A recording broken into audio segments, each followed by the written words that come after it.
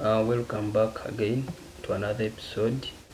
We are still continuing with our project. We are still solving the problem of physical trading. The author is me, myself, Gafau Sawile. Yes, we are. This time around, we are going to focus on some few new terms, and then we are going to talk about the data set I'm using for my project. How we are going to use artificial intelligence to solve the problem of physical trading.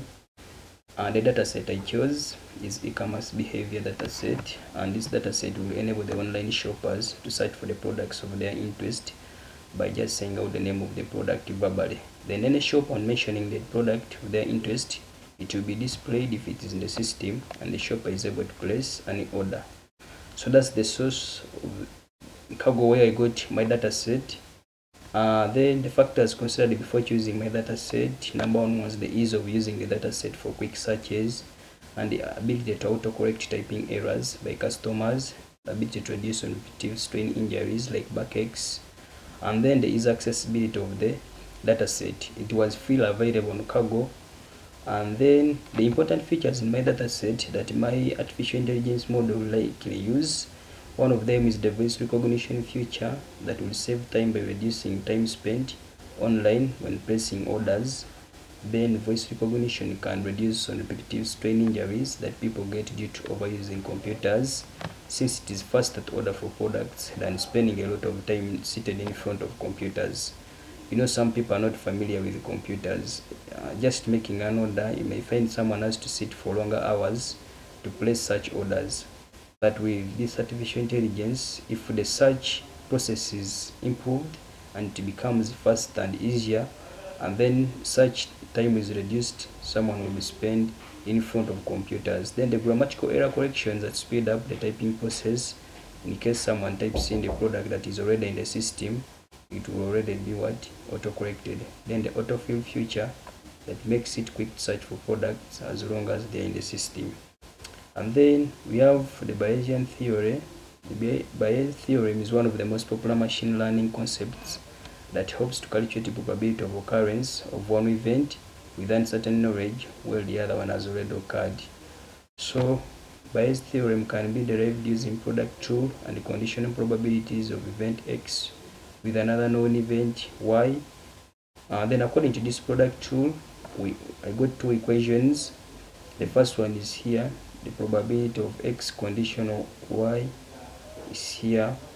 And then I have another equation too. So the summary is already here. If I want to write, if I have the probability of X conditional Y, this is how we can express it. And then the key explanations about these terms. This one is the probability of X conditional Y, which is called a posterior, which we need to calculate. It is defined as updated probability after considering the evidence. Then this probability of Y conditional X is called the likelihood, and it's the probability of evidence when the hypothesis is true. Then the probability of X is going to be called the prior probability.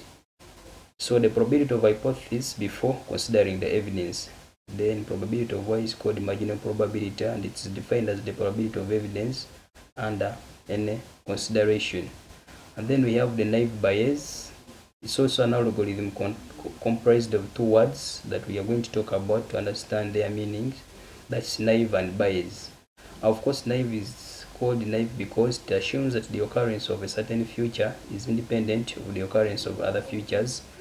Such an example we can give in this case is, for example, if you want to define an apple basing on color, shape, and taste, then we can say by color it's red, shape spherical, and taste is sweet.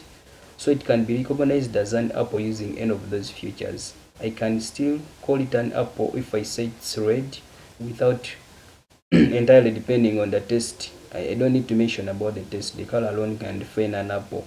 Or if I'm going to base on the shape, if I say it's spherical in shape, then I don't need to mention the color because each of these terms is independent. These descriptions are all independent. They don't depend on each other. Then Bayes, it's called Bayes because it depends on the principle of Bayes theorem. So naive Bayes algorithm is a supervised learning algorithm which is based on Bayes theorem and used for solving classification problems, and it's mainly used in text classification that includes a high dimension training dataset. Then when you continuation with that, still naive Bayes classifier is one of the simple and most effective classification algorithms which helps in building the fast machine learning models that can make quick predictions. Then it is a probabilistic classifier, which means it predicts on the basis of probability of an object. So the examples of naive Bayes algorithm include the spam filtration, sentiment analysis, and classifying articles. That's all I made about the research I made about the naive Bayes. And then the Bayesian networks. These are also networks, still continuation with the Bayesian theorem, but this is somewhat different.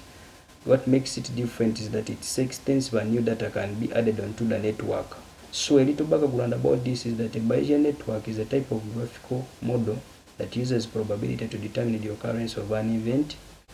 It is also known as a belief network or a causal network. It consists of direct cyclic graphs and a table of conditional probabilities to find out the probability of an event happening.